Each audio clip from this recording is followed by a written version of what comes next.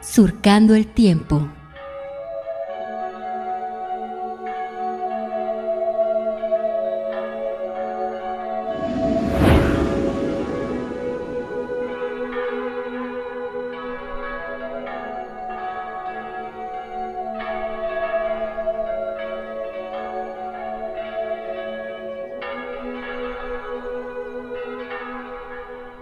Adriana Guerrero Ferrer, maestra, yo quisiera que comenzáramos platicando primero cómo es que llegaban los alimentos aquí, cómo es que llegaba primero la comida, es decir, dónde compraban, dónde se abastecían, lo compraban, era una especie de trueque o era una especie de entrega por parte de la gente que vivía en la ciudad. ¿Cómo es que los franciscanos se hacían de sus suministros diarios?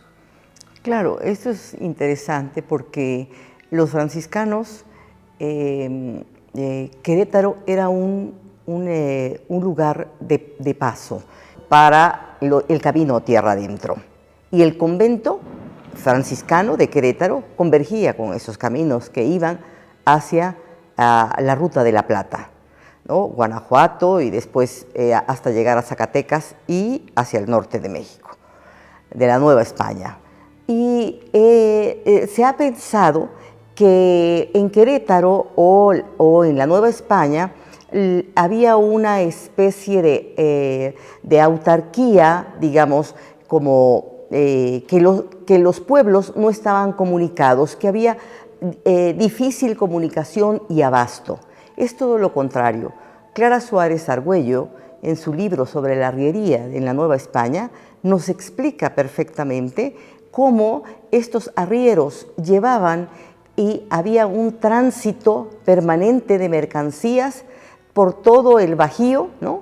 Por toda tierra adentro y por todo el sureste del país. Entonces los franciscanos estaban perfectamente bien abastecidos de todos esos insumos que necesitaban para la cocina y la despensa. ¿Qué tipo de alimentos eran los que circulaban en la zona Bajío? Pues mira, ellos tenían una huerta. Y en esa huerta se sembraba hortaliza. En realidad los franciscanos les donaron tierras, pero todos los conventos tenían una huerta. No hay que olvidar que los franciscanos y en general los religiosos, ellos fueron una vía importante de propagación de cultivos españoles o de cultivos europeos entre los indígenas y en la Nueva España. Ellos también cultivaron y difundieron plantas y semillas. En este sentido, bueno, tenemos esas hortalizas, coles, rábanos, cebollas, hierbas para la comida, y todo el abasto que llegaba, por ejemplo, de Campeche, traían jamón salado. De Michoacán traían el comales de barro, compraban los franciscanos, para hacer un plato medieval que se llama manjar blanco.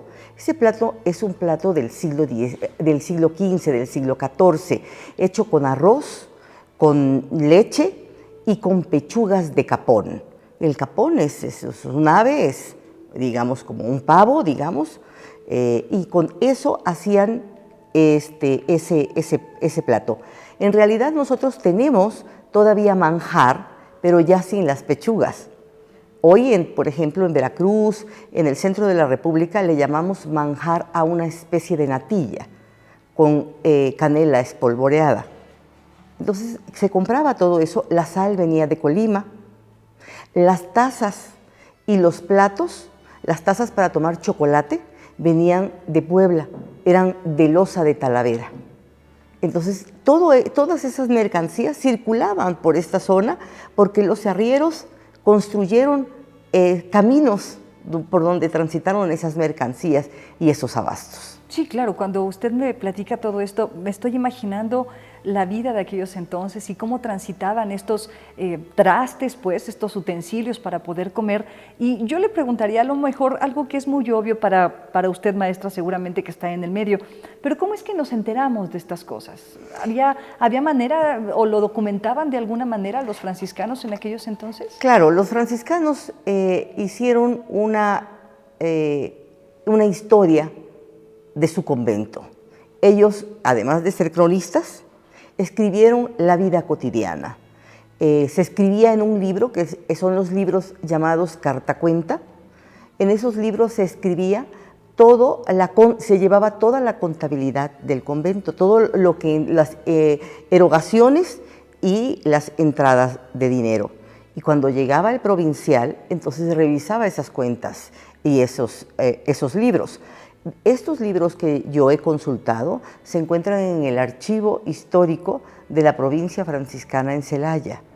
Es un archivo extraordinario y ahí me encontré 3 libros carta cuenta en donde los franciscanos cotidianamente iban anotando lo que consumían para la cocina y la despensa. Y lo que comían cotidianamente. En realidad ahí podemos encontrar un recetario implícito, porque ellos nos están diciendo, por ejemplo, que entraron una botija de vino, arrobas de arroz, tantas libras de manteca, por ejemplo, así van narrando al aceite de oliva. En realidad, en el convento, lo que ellos están haciendo es de reproducir su comida mediterránea, basada en trigo, aceite de oliva y vino. Y encontramos también que consumen muchísimo carnero. Carneros que supongo eran de la región o que mandaban traer de otras partes. Por de la supuesto, República. porque aquí habían muchísimos rebaños, claro. Entonces se consumía muchísimo carnero. Esa es la carne que allí encontramos. Aves, por supuesto, también. Pescado, porque ellos obviamente observaban el calendario religioso. Entonces, para Cuaresma, entonces comían pescado. Para las fiestas de Corpus, hacían unas galletitas que todavía en Querétaro se siguen haciendo, las famosísimas puchas. Entonces, esas puchas también se hacían y las regalaban, compraban cajetitas, por ejemplo, y esas cajetitas las regalaban también en algunas festividades, por ejemplo, daban colaciones a los niños, a la gente, en Navidad, por ejemplo. ¿Hay algún alimento que fuera distintivo para los franciscanos? ¿Algo que ellos comieran específicamente solo para los franciscanos? ¿Que estuviera dentro de su dieta? De su dieta. El chocolate. Eran unos grandes bebedores de chocolate. Para el siglo XVIII se ha escrito un tratado de Antonio de León Pinelo que se llama De si el chocolate quebranta el ayuno eclesiástico. Y León Pinelo es un religioso que se da la tarea de buscar si el Papa ha cuestionado que tomen chocolate en los conventos. Y él encuentra que no, que esa bula nunca se dictó. Entonces había una jerarquía para tomar chocolate. Por ejemplo, el cacao habían de diferentes variedades y de diferentes calidades. Entonces, por ejemplo, los padres, el padre mayor, digamos, el provincial que llegaba, se le daba cacao, un cacao finísimo que llegaba de Caracas, Venezuela. Había un enorme comercio. Entonces había cacao de las variedades Maracaibo, ahorita no recuerdo otro, y también llegaban cacaos del Soconusco y cacao de Tabasco. Entonces el cacao definía las jerarquías dentro de la orden franciscana. Por supuesto, y ellos también tenían sus vasitos chocolateros, habían unos coquitos chocolateros hermosísimos, podían ser de madera de boj o de coco, labrados, y a eso se les colocaban unos cintillos y un pedestal de plata. Y entonces allí se servía el chocolate. Entonces, había una jerarquía para tomarlo. No siempre, por ejemplo, había para los mozos chocolate, pero era de menor calidad. Y se mencionan las calidades del cacao que se consume para el chocolate, sobre todo porque el cacao caraqueño, el de Maracaibo, el de Guayaquil, esos son cacaos más dulces, de una almendra mucho más dulce, mucho más suave, y a los novohispanos y a los criollos les gustó muchísimo.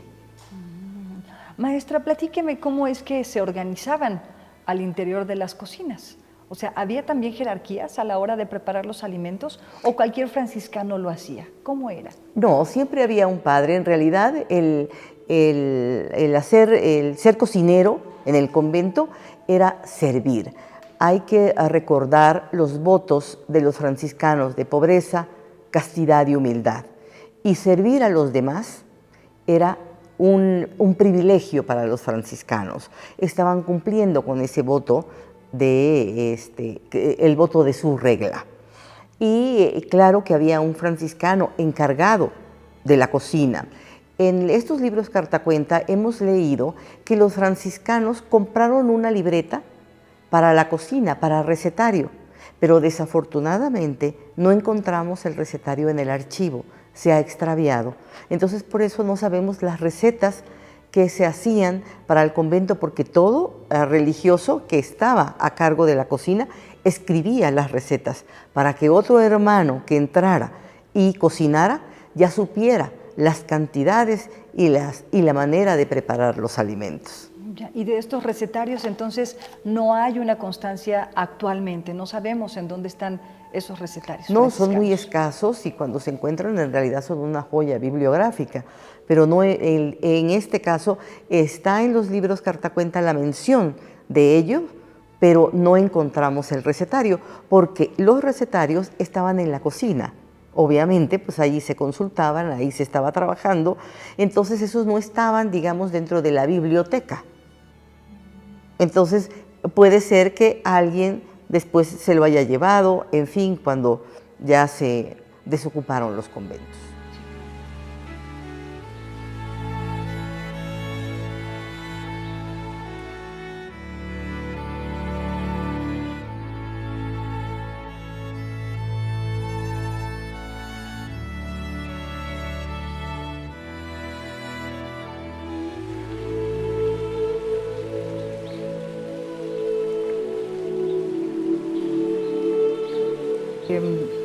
De esto que estamos platicando es lo que necesariamente se desarrollaba al interior del convento, es decir, en la vida conventual, en la vida de los franciscanos. Pero ¿había algún momento de ese ritual de comida, de gastronomía, que los franciscanos compartieran con el resto de la gente que venía a visitarlos, ya fuera los indígenas o la gente que se fuera asentando en la ciudad?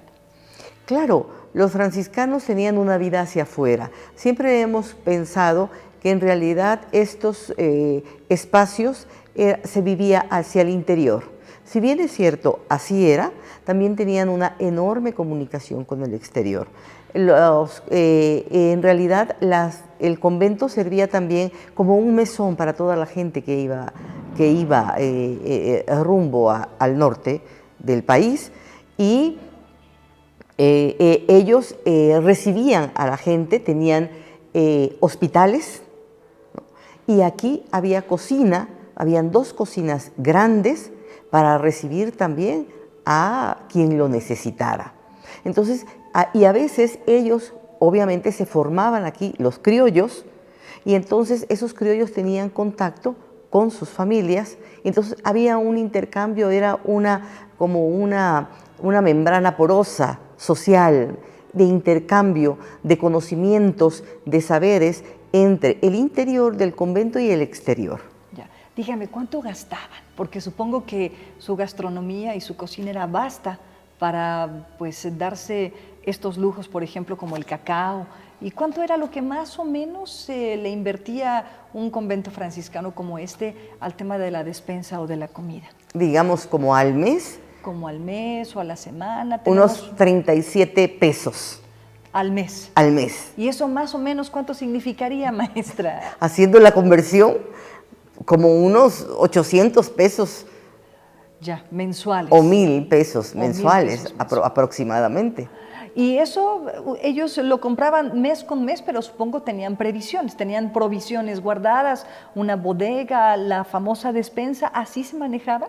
¿O era Claro, consumo? siempre había una despensa en donde se guardaban los granos, ellos eran muy cuidadosos y esa despensa también tenían una despensa muy linda, ¿no? En donde, y que era una especie de refrigerador para que se conservaran los alimentos en mejores condiciones. Por eso salaban las carnes, por eso hacían compotas, para que éstas se conservaran allí, ¿no? Se ahumaban salchichones, embutidos, ¿no? Porque esta era una manera de conservar los alimentos. Por ejemplo, se hacían en salmuera, se conservaban verduras, chayotes, pepinos, zanahorias. Todo eso se conservaba en salmuera para que pudieran tener a lo largo del año, pudieran estar consumiendo esos alimentos. Además, aquí en esta huerta tenían naranjas, tenían limones, cítricos. Entonces, ellos ocupaban perfectamente bien todos sus recursos porque, bueno, tampoco había, estaba prohibido el desperdicio. Y justo para allá iba, ¿qué pasa cuando comienza a evolucionar pues en el paso de los años?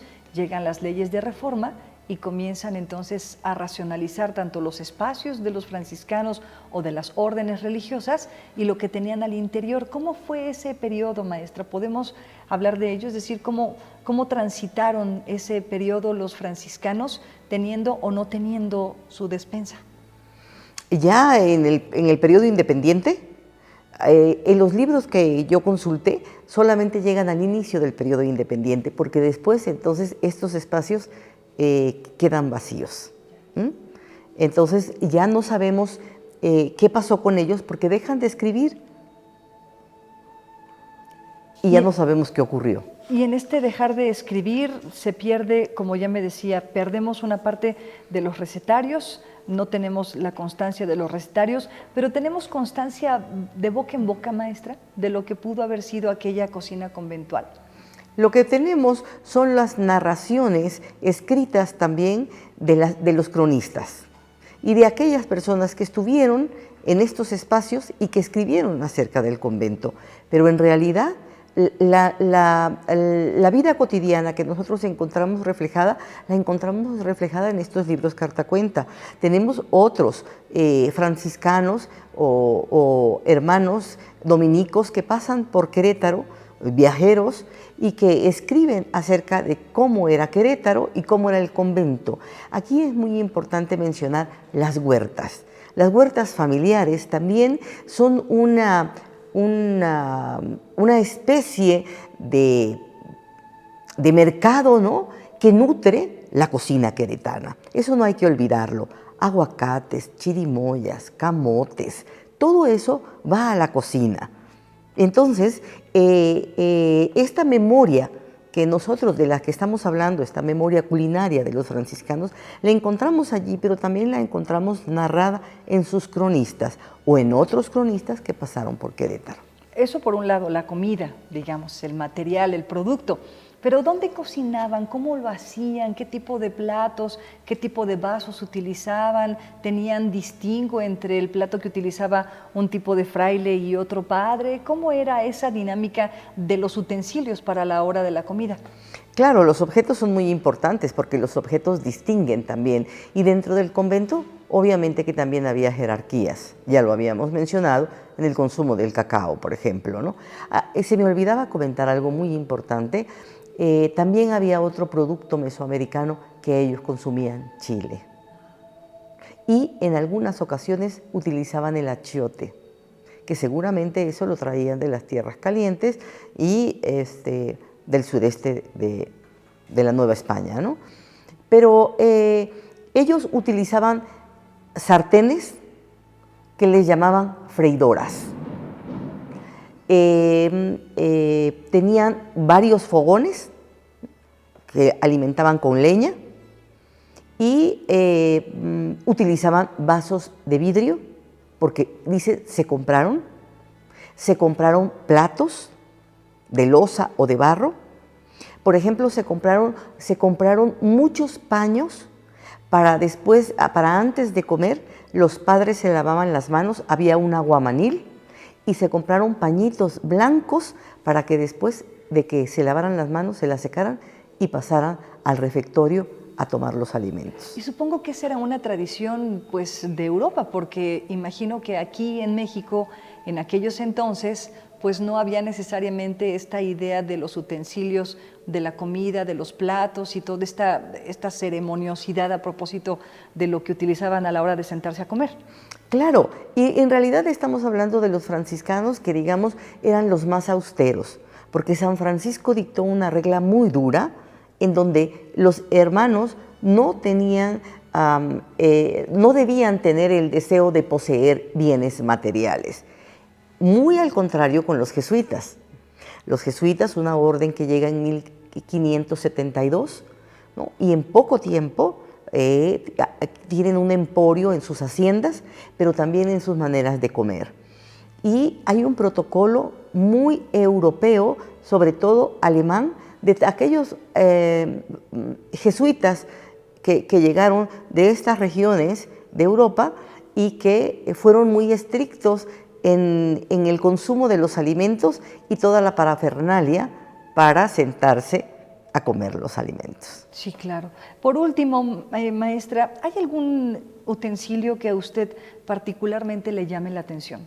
Que usted diga, este plato o este vaso o esta cuchara, si es que existían como tal, es una maravillosa pieza por tal característica, que a usted le impacte. Los coquitos chocolateros. Coquitos chocolateros. Los coquitos chocolateros hoy son una pieza de museo. Esos coquitos chocolateros se hicieron en el siglo XVII, se hicieron en el siglo XVIII y ya después, a principios del siglo XIX, cayeron en desuso cuando se hace una taza plato pegada de porcelana y que se llama mancerina, y recibió el nombre de mancerina por el conde de Mancera, que dicen que le temblaba la mano, y para no derramar el chocolate, entonces el plato era amplio, estaba pegado a la taza, y ahí alrededor ponían las galletitas para sopearlo, porque el chocolate solo se tomaba sopeándolo. Entonces, esos coquitos chocolateros son una belleza. Y esos son los que a mí me han llamado la atención. Oye, ¿cómo están hechos los coquitos chocolateros? ¿Qué es? ¿Es una cáscara de coco o qué? Es una cáscara de coco labrada o puede ser madera de boj, muy ligeros y tienen una forma hermosa, como si fueran una copa, y tienen un pedestal de cía de plata y tienen sus orejitas y un cintillo de afiligranada plata. Y los hacían con cincel. Y eran muy hermosos y los guardaban los padres en las despensas, porque en sus habitaciones, en sus celdas, había siempre un armario con sus libros, pero también con las cosas más preciadas, como sus coquitos chocolateros o sus tazas de porcelana o de Talavera de la Puebla. Y entonces allí tenían cuencos con almíbares para tomar y degustar y tomar su chocolate. Bueno, los indígenas utilizaban jícaras para beber, ¿no? Entonces, cuando los españoles llegan, entonces ellos le agregan un plus. Acuérdate de la distinción social, ¿no? Entonces, esa distinción es el platito, es la plata, ¿no? Cincelada, perfectamente bien labrada. Y entonces esos coquitos chocolateros caen en desuso cuando se usa la mancerina. Y en Europa se empiezan a hacer vasos especiales, tazas especiales para tomar chocolate. Como un poco como lo toman en Oaxaca, ¿no? Hay algunos mercados en Oaxaca en donde el chocolate se toma en unas vasijas. Perdón, en Chiapas, ¿no? Todavía en Chiapas, lo toman en algunas vasijas. Y en Tabasco también se toma, ¿no? En jícaras.